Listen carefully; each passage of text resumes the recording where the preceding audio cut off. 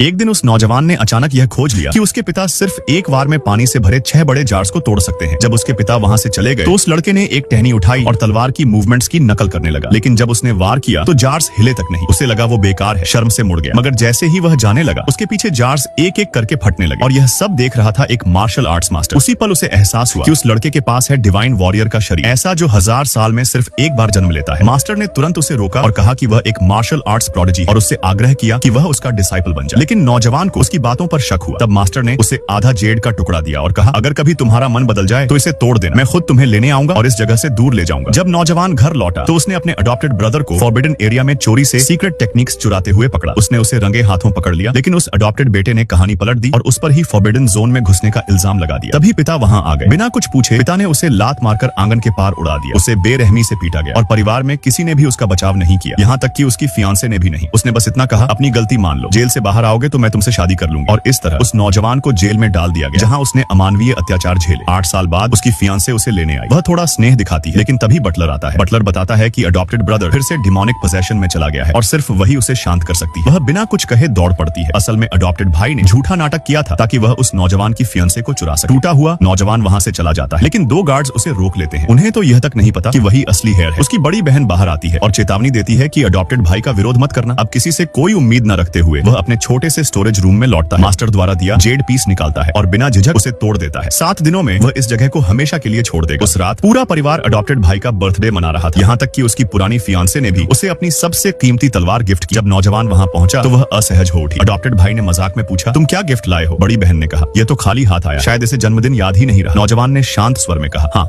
मैं कुछ नहीं लाया। पिता ने उसे बेअदबी के लिए डांटा और माँ ने उस पर अडॉप्टेड बेटे के ब्रेकडाउन का इल्जाम लगाया। अडॉप्टेड भाई मुस्कुराया और बोला, मैं भी उसे कुछ रिटर्न में दे सकता हूँ, उसकी फियांसे, वही सबसे अच्छा गिफ्ट होगा। फिर उसने ऐलान किया कि 3 दिनों में उनकी एंगेजमेंट होगी। नौजवान हैरान रह गया। उसकी पुरानी फियांसे ने कहा, कृपया हंगामा मत करो, उसने मेरी जान बचाई थी। वह यकीन नहीं कर पाया। असल में उसने ही अपनी जान जोखिम में डालकर डबल पैरासाइट ब्लड ट्रांसफ्यूजन से उसकी जान बचाई, लेकिन श्रेय अडॉप्टेड भाई को मिल गया और उसे अभी भी चैन नहीं था। एक रात जब नौजवान मेडिटेशन कर रहा था, अडॉप्टेड भाई अंदर आया और उस पर हमला किया, जिससे वह गंभीर रूप से घायल हो गया। उसने कबूल कि उसने कभी नियंत्रण नहीं खोया था, यह सब एक योजना थी, उससे सब कुछ छीनने की। नौजवान चुप रहा। 3 दिन बाद उसे मास्टर का संदेश मिला, हार्बर पर मिलो। उसी दिन अडॉप्टेड भाई की एंगेजमेंट सेरेमनी थी। जब नौजवान पहुंचा सब उसका मजाक उड़ा रहे थे। सब कहते, असली हेयर तो अडॉप्टेड भाई है, तू तो सिर्फ एक नाकाम इंसान है। हंसी के बीच उसकी पुरानी फियांसे ने सबके सामने अडॉप्टेड बेटे को किस किया। टूटा हुआ वह अपने कमरे में लौटा, आखिरी बार डबल पैरासाइट को देखा, सामान उठाया और बिना पीछे देखे चला गया। बाद में जब परिवार को पता चला कि वह चला गया है तो वे शिकायत करने लगे कि वह नाफरमान था। माँ ने बेटी से कहा, जाकर उसे ढूंढो। बेटी बोली, मुझे तो यह भी नहीं पता कि वह रहता कहाँ है। माँ को भी नहीं पता था, तो उसने बटलर से पूछा। जब उन्हें पता चला कि वह स्टोरेज रूम में सोता था, सब हैरान रह गए। माँ ने बटलर और बेटी को वहां भेजा। जब वे पहुंचे तो उन्हें वही डबल पैरासाइट मिला जो उसने पीछे छोड़ दिया था। बेटी को अब सब समझ आ गया। फिर उन्हें एक चिट्ठी मिली। वह अपने आंसू और अपराध बोध को रोक नहीं पाई और चिट्ठी अपने पिता को दे दी। पिता ने जब पढ़ा सब कुछ साफ हो गया। कैसे उस नौजवान ने अडॉप्टेड बेटे को चोरी करते पकड़ा था, कैसे उसे झूठे इल्जाम में फंसाया गया और उसने जेल में क्या क्या सहा। माँ फूट फूट कर रोने लगी। फियांसे ने जब चिट्ठी पढ़ी तो वह भी टूट गई। वह दौड़कर उसे ढूंढना चाहती थी, पर बड़ी बहन ने कहा, पहले बॉक्स खोलो। अंदर वही डबल पैरासाइट और सबको सच्चाई पता चल गई कि ट्रांसफ्यूजन किसने किया था। गुस्से में फियांसे ने बॉक्स अडॉप्टेड बेटे पर फेंक दिया। माँ रोते हुए पूछती रही, तुमने मेरे बेटे के साथ ऐसा क्यों किया? तभी बटलर आया खबर लेकर, वह हार्बर जा चुका है। सब लोग उसके पीछे भागे, लेकिन अब नौजवान के दिल में अपने परिवार के लिए कुछ नहीं बचा। जहाज पर चढ़ने से पहले उसने अपना नाम तक बदल लिया। जब तक परिवार पहुंचा वह जा चुका था। 3 साल बाद वह सेलेस्टियल रैंकिंग्स में नंबर 1 बन चुका था, जबकि अडॉप्टेड भाई अभी भी रैंक 90 पर अटका था। अब असली हेयर ने तय किया, समय आ गया है अपने दुश्मन का सामना करने का, एक बार और हमेशा के लिए।